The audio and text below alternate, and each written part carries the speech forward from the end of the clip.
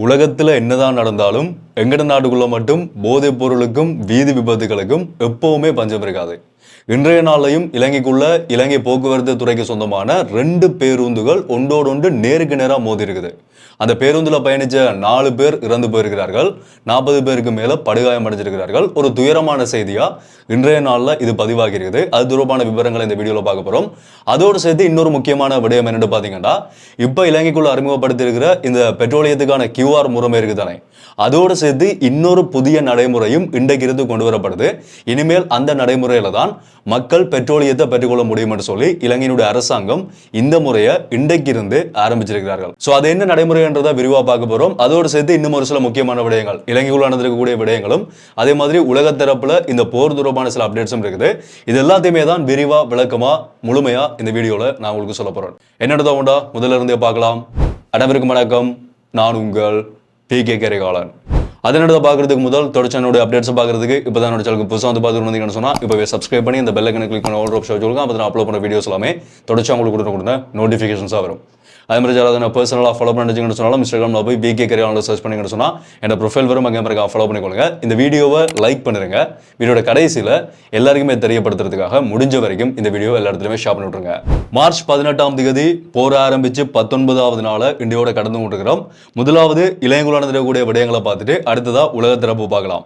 முதலாவது விஷயம் என்னென்னு பார்த்தீங்கன்னா, இன்றைய நாள் மார்ச் 18ஆம் தேதி காலையில் ஹம்பாந்தோட்டை வீரவில பகுதியில் வச்சு 2 இலங்கை போக்குவரத்து துறைக்கு SLTP 2 பேருந்துகள் ஒன்றோடு ஒன்று நேருக்கு நேராக மோதி இருக்குது. ஒன்று கதிர்காமத்திலிருந்து கொழும்பு நோக்கி போன ஒரு பேருந்தும், இன்னொன்று கெராப்பிட்டியிலிருந்து கதிர்காமம் நோக்கி வந்த பேருந்தும், ரெண்டுமே வீரவில பகுதியில் வச்சு ஒன்றோடு ஒன்று நேருக்கு நேராக மோதி இருக்குது. நேரடியான விபத்தாக இந்த விபத்து நடந்திருக்குது. அந்த விபத்தில் அந்த பேருந்துகளுக்குள்ள இருந்த 4 பேர் அந்த இடத்திலேயே உயிரிழந்து போயிருக்கிறார்கள். 40 பேருக்கு மேலே இப்போ படுகாயமடைந்து வைத்தியசாலைகள் அனுமதிக்கப்பட்டிருக்கிறதா செய்திகள் வெளியாகிறது. இந்த விபத்துக்கான காரணம் என்னன்றது சரியா வெளியிடப்படலை. ஒன்று இயந்திரத்தில் ஏற்பட்ட கோளாறாக இருக்கலாம், அப்படி இல்லைன்னு சொன்னால் சாரதியினுடைய கவனஈனமாக இருக்கலாம். இது ரெண்டும் தான் நிலையங்களும் ஏற்படக்கூடிய முக்கால்வாசி விபத்துக்கான அடிப்படையான காரணமாக இருக்குது. ஸோ அதுதான் இந்த ஒரு ஆக்சிடென்ட்டுக்கும் காரணமாக இருக்கலாம். 4 பேருன்னும் போது எங்கட நாட்டை பொறுத்த வரைக்கும் 4 பேருடைய உயிரிழப்பு பண்ணுறது பெரிய ஒரு விஷயம் தான். ஒரு துயரமான சம்பவமா இன்றைய நாளில் இதுவும் பதிவாகிறது. ஓகே, அடுத்த 2வது போதைப் பொருளை பார்த்தீங்கன்னு சொன்னால் 105 மில்லியன் ரூபாய் பெறுமதியான குஷ் போதைப் பொருள் இன்றைய நாளில் இலங்கை விமான நிலையத்தில் வச்சு 2 இலங்கையர்கள் கொண்டு வந்த நிலையில் அவர்கள் கைது செய்யப்பட்டு அந்த போதைப் பொருட்களும் அவர்களிடம் மீட்கப்பட்டிருக்குது. இந்த போதைப் பொருள்ன்றது கடந்த நாட்கள்லையும் நாட்டுக்குள்ள வந்தது, நேற்றும் வந்திருக்குது, முந்தின நாளும் வந்திருக்குது, அதுக்கு முதலும் வந்து கொண்டு தான் இருக்குது. இந்த பொருளாதார சிக்கல் உலக இந்த போர் தொடர்பான செய்திகளால் தான் அது எங்களால் பதிவு பண்ண முடியலையே தவிர மற்றபடி யாரும் நினைச்சிடாதீங்க நாட்டுக்குள்ள போதைப் பொருளே வரையிலையோ பெரிய அளவில் கைப்பற்றப்படலையோன்னு சொல்லி வந்து கொண்டும் இருக்குது. கட்டுப்படுத்துறதுக்கான நடவடிக்கைகள் நடந்து கொண்டு இருக்குது. ஆனால் அதுக்கான குறைவு பஞ்சமானு கேட்டால் அது மட்டும் கிடையாது, தொடர்ச்சியாக கைப்பற்றப்பட்டு கொண்டு தான் இருக்குது. ஓகே, அடுத்த இன்னொரு பயங்கர இன்ட்ரெஸ்டிங்கான ஒரு தகவல் இப்போ வெளியில் வந்திருக்குது. என்னன்னு பார்த்தீங்கன்னு சொன்னால், இலங்கையினுடைய முன்னாள் ஜனாதிபதி JR ஜெயவர்தன இருக்கார் தானே, அவர் தன்னுடைய தேர்தல் பிரச்சாரத்துக்காக $1 மில்லியன் மொசாட்டிட்ட கேட்டிருந்ததா ஒரு செய்தி, ஒரு ஷொக்கிங்கான செய்தி இப்போ வெளியாகிறது. இஸ்ரேல் மொசாட்டிட்ட இருந்து $1 மில்லியன் தன்னுடைய தேர்தல் பிரச்சாரத்துக்காக கேட்டிருக்காருன்னு சொல்லி ஒரு ஆவணத்தோட, அதுக்கான ஒரு ஆதாரத்தோட செய்திகள் இப்போ வெளியாகி இருக்குது. ஆனால் அந்த பணம் மொசாட்டால வழங்கப்பட்டதா இல்லையான்றது இப்போ வரைக்கும் உறுதிப்படுத்தப்படலை. ஆனால் இப்படி ஒரு சம்பவம் நடந்திருக்கின்றது மட்டும் இப்போ ஆவணங்கள்ல இருந்து ஒரு பயங்கர பிரேக்கிங் ஷோக்கிங்கான நியூஸா இப்போ வெளியாக இருக்குது. ஜோதிச்சு பாருங்க, இலங்கைக்குள்ள இருந்து கொண்டு மொசாட்டிட்ட போய் $1 மில்லியன் கேட்கிறேன்னு சொன்னா கொஞ்சம் வித்தியாசமானதாகவும் கொஞ்சம் அதிர்ச்சிகரமானதாகவும் தான் இந்த செய்தி இப்போ வெளியாகி போய்கொண்டிருக்குது. வரப்போற நாட்கள்ல இது பேசப்படக்கூடிய ஒரு விடயமாக கூட மாறுறதுக்கான வாய்ப்புகளும் இருக்குது. ஏற்கனவே இஸ்ரேல் தான் உலகத்தை ஆட்சி செஞ்சு கொண்டிருக்கிறார்கள், இந்த ஜூஸினுடைய ஆட்டம் தான் இது எல்லாமே சொல்லி எல்லாருமே கேச்சு கொண்டிருக்கிறார்கள். இப்போ பார்க்க போனால் இவர் $1 மில்லியன் எத்தனையோ வருடங்களுக்கு முதல் அங்கிருந்து வாங்கியிருக்கிறார்னு சொல்லும்போது எல்லாமே கனெக்ட் பண்ணி பார்க்க போனால் இந்த உலகத்தை ஆளக்கூடியவர்கள் யார்ன்றது, இது எப்படி இந்த உலகம் ஆளப்பட்டு கொண்டிருக்கின்றது உங்களுக்கு தெரியும். இந்த இலுமினாட்டின்றத இந்த கன்செப்டை உங்களால் விளை கொள்ள முடியும் என்று சொல்லி நான் நினைக்கிறேன். இது என்ற பர்சனலான பாயிண்ட் ஆஃப் வியூ. உங்களுக்கு பிடிச்சிருந்தா இந்த ஒரு வியூல இருந்து நீங்களும் யோசிச்சு பாருங்க. ஓகே, அடுத்த முக்கியமான விடயம் என்னன்னு பாத்தீங்கன்னா, இப்பங்கிட்ட நாட்டுக்குள்ள ஒரு பெரிய சிக்கலா போய் கொண்டிருக்கிற இந்த பெட்ரோலியத்தை பெற்றுக்கொள்றதுக்கான QR முறைமை. அந்த QR சிஸ்டத்தோட இன்னொரு நடைமுறையும் இன்றைக்கு இருந்து நடைமுறைக்கு வருது. என்னன்னு பாத்தீங்கன்னா, ஒற்றையன் இரட்டையன் அடிப்படையில் பெட்ரோலியத்தை பெற்றுக்கொள்றதுக்கான புதிய நடைமுறை. ஏற்கனவே QR சிஸ்டம் நடைமுறைக்கு வந்து அதில் நிறைய பேர் பதிவு செய்தும் இருக்கிறார்கள். ஆனால் அதை விட அதிகமாக சிக்கல்களை எதிர்நோக்கக்கூடிய மக்களும் இருந்து கொண்டு தான் இருக்கிறார்கள். அதுக்கு அடுத்த ஒரு நடைமுறையா இன்றைய நாள்ல இருந்து ஒவ்வொரு வாகனங்களினுடைய நம்பர் பிளேட் இருக்குதானே, வாகன இலக்கத்தகடு இருக்குதானே, அந்த இலக்கத்தகடில் இருக்கக்கூடிய கடைசி இலக்கத்தினுடைய அடிப்படையில் எந்த நாட்களில் அவர்கள் அந்த பெட்ரோலியத்தை பெற்றுக்கொள்ள முடியும் என்ற ஒரு புதிய முறைமை கொண்டு வரப்படுது. இதுக்கான காரணம் பெட்ரோல் நிலையங்களில் வரிசைகளை கட்டுப்படுத்துறதுக்காகவும் மக்களினுடைய சிரமங்களை தவிர்க்கிறதுக்காகவும் சொல்லி இலங்கையினுடைய அரசாங்கம் சொல்லியிருக்கார்கள். அது எப்படி என்று பார்த்தீங்கன்னா, ஒற்றையன் இரட்டையன் இருக்குதானே, இப்போ 0 to 8 வரைக்குமான இலக்கங்கள், 2, 4, 6, 8 வரைக்குமான இலக்கங்கள். அதே மாதிரி ஒற்றையன் பார்த்தீங்கன்னு சொன்னா 1, 3, 5, 7, 9 இந்த இரட்டை இலக்கங்கள்ல வரக்கூடிய வாகனங்களினுடைய கடைசி நம்பர் பிளேட் இருக்கக்கூடிய வாகனங்கள் எந்த நாட்கள் இரட்டையனான நாட்களா இருக்குதோ, இப்ப 2ஆம் திகதி, 4ஆம் திகதி, 6ஆம் திகதி, 8ஆம் திகதி வருந்தானே, அந்த திகதிகள்ல தான் அவர்கள் பெட்ரோலியத்தை பெற்றுக்கொள்ள முடியும். அதே மாதிரி ஒற்றை இலக்கங்கள் இருக்கக்கூடிய வாகன இலக்கத்தகளினுடைய கடைசி இலக்கங்கள் இருக்கக்கூடிய வாகனங்கள் 3ஆம் திகதி, 5ஆம் திகதி, 7ஆம் திகதி போன்ற திகதிகள்ல தான் அவர்களுக்கான பெட்ரோலியத்தை பெட்ரோல் நிலையங்களை பெற்றுக்கொள்ள முடியும் என்று சொல்லி ஒரு புதிய நடைமுறையை இன்றைக்கு இருந்து நடைமுறைக்கு கொண்டு வரார்கள். சிம்பிளா சொல்ல போனா, உங்களோட வாகனத்தினுடைய நம்பர் பிளேட்ல இருக்கக்கூடிய கடைசி இலக்கம் 0, 2, 4, 6, 8 முடியுமா இருந்தா நீங்க 2ஆம் திகதி, 4ஆம் திகதி, 6ஆம் திகதி போன்ற இரட்டை இலக்கங்கள் இருக்கக்கூடிய திகதிகளில் நீங்க பெட்ரோலியத்தை பெற்றுக்கொள்ளலாம்.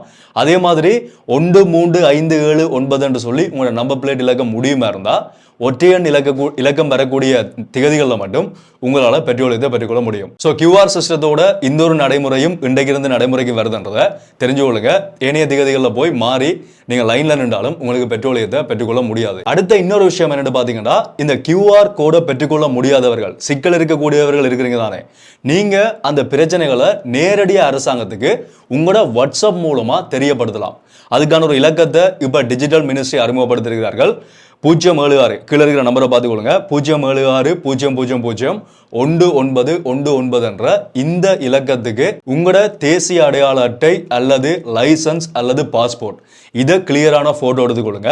அதோட உங்களோட வாகனத்தினுடைய பதிவு சான்றிதழ் இருக்கு தானே, அந்த பதிவு சான்றிதழையும் கிளியரான போட்டோ எடுத்து வாகனத்தினுடைய ரெவென்யூ லைசன்ஸ் நினைக்கிறேன் டெக்ஸா தான் இருக்கணும், அதான் தான் இருக்கணும், என்னடா வருவாய் என்று வாரபடியா டெக்ஸா தான் இருக்கணும். ஸோ இதை மூண்டையுமே போட்டோ எடுத்து கிளியரான போட்டோ எடுத்து எல்லாமே தெரியக்கூடிய மாதிரி கிளியரான போட்டோ எடுத்து இந்த வாட்ஸ்அப் இலக்கத்துக்கு நீங்க அனுப்பி வச்சீங்கன்னு சொன்னா உங்களினுடைய QR தொடர்பான சிக்கல்களை கம்ப்ளைண்டா நீங்க கொடுக்க முடியும்னு சொல்லி ஒரு நடைமுறையை அரசாங்கம் கொண்டு வந்திருக்கார்கள். டிஜிட்டல் மினிஸ்ட்ரியால இந்த ஒரு விஷயம் தெரியப்படுத்தப்பட்டிருக்குது. ஒரு முறைப்பாடு மாதிரி நீங்க அனுப்பி வச்சீங்கன்னு சொன்னா அதுக்கான தீர்வு இல்லாட்டி அங்க ரிமூவ் பண்ண வேண்டிய விஷயங்களை ரிமூவ் பண்ணி நாங்க அதை தீர்த்து வைப்போம் என்ற மாதிரி ஒரு விடயத்தை இப்ப சொல்லியிருக்கார்கள். அதோடு சேர்த்து இன்னொரு விஷயத்தையும் சொல்லியிருந்தார்கள். இனி வரப்போற நாட்கள்ல இன்னும் சில இலக்கங்களும் அறிமுகமாகலாம், வாட்ஸ்அப் இலக்கங்களும் அறிமுகமாகலாம். அதையும் நோட் பண்ணி வச்சு உங்களுக்கு என்னென்ன தேவைகள் இருக்குதோ அதுக்கேற்ற மாதிரி எங்களை கண்டெக்ட் பண்ணீங்கன்னு சொன்னா, தொடர்பு கொண்டீங்கன்னு சொன்னா அந்த பிரச்சனைகளை நாங்க தீர்த்து வைப்போம் என்று சொல்லி அரசாங்கம் இந்த ஒரு முறைமையை இப்ப நடைமுறைப்படுத்தியிருக்கிறார்கள். ஸோ இதையும் முக்கியமா தெரிஞ்சு வச்சுக்கொள்ளுங்க. ஓகே, இவ்வளவு தான் இலங்கைக்குள்ள நடந்திருக்கக்கூடிய முக்கியமான விடயங்கள். அடுத்தது உலக தரப்புல பார்த்தோம்னு சொன்னா ஈரானுக்குள்ள ஒரு பெரிய ஒரு இழப்பு நேற்று நடந்திருக்குது. ஈரானினுடைய செக்யூரிட்டி சீஃப் அலி ரஜானி கொல்லப்பட்டிருக்கிறார். அவரோட சேர்த்து இன்னொரு கமாண்டரும் கொல்லப்பட்டிருக்கிறார். ஈரானுடைய சுப்ரீம் லீடர் அயத்தொல்லா அலி கமேனி கொல்லப்பட்டதுக்கு பிறகு அதி உச்சகட்டமான பதவியில இருந்த ஒருத்தர் தான் இந்த ஈரானோட செக்யூரிட்டி சீஃப். இவரும் நேற்றைய நாள் இஸ்ரேல் அமெரிக்காவினுடைய தாக்குதலில் கொல்லப்பட்டிருக்கிறார். ஏற்கனவே இதை இஸ்ரேல் அறிவிச்ச நேரத்தில் ஈரான் கன்ஃபார்ம் பண்ணல. ஆனால் இப்போ ஈரானுடைய ஸ்டேட் மீடியா இந்த ஒரு விடயத்தை உறுதிப்படுத்தியிருக்கிறார்கள். அவர் இறந்துட்டாருன்றதை உறுதிப்படுத்தியிருக்கிறார்கள். இனிமேல் ஈரானினுடைய நடவடிக்கைகள், ஆர்மியினுடைய ராணுவ நடவடிக்கைகள் எப்படி இருக்க போதுன்றது கேள்வியா இப்ப போய்கொண்டிருக்குது. ஆனாலும் தாக்குதல்களும் திட்டமிட்டபடியான ஏனைய நடவடிக்கைகளும் இப்ப வரைக்கும் நடந்து கொண்டுதான் இருக்குது. அதுல எந்த ஒரு மாற்றமுமே இல்லை. 2 நாடுகளினுடைய பக்கத்திலையும் தாக்குதல்கள் நடந்து கொண்டுதான் இருக்குது. இப்ப அமெரிக்காவோட டொனால்ட் ட்ரம்போட நிலைமை என்னன்னு பாத்தீங்கன்னா, ஈரானை தப்பு கணக்கு போட்டு ஈரான் மேல டொனால்ட் ட்ரம்ப் கை வச்சுட்டாருன்றதான் கொஞ்சம் கொஞ்சமா உண்மை மாதிரி வெளியில வர ஆரம்பிச்சிருக்குது. ஏன்னு சொன்னா இந்த ஸ்ட்ரைட் ஆஃப் ஹோர்மோஸ் பகுதி இருக்கு தானே, இந்த பகுதி தான் உலகத்தினுடைய வர்த்தகத்துக்கு முக்கியமான ஒரு பகுதின்றது எல்லாருக்குமே தெரியும். அந்த பகுதி மூடப்பட்டிருக்கிறபடியா இப்போ உலக நாடுகள் பிரச்சனையை எதிர்நோக்கி கொண்டிருக்கிறார்கள்.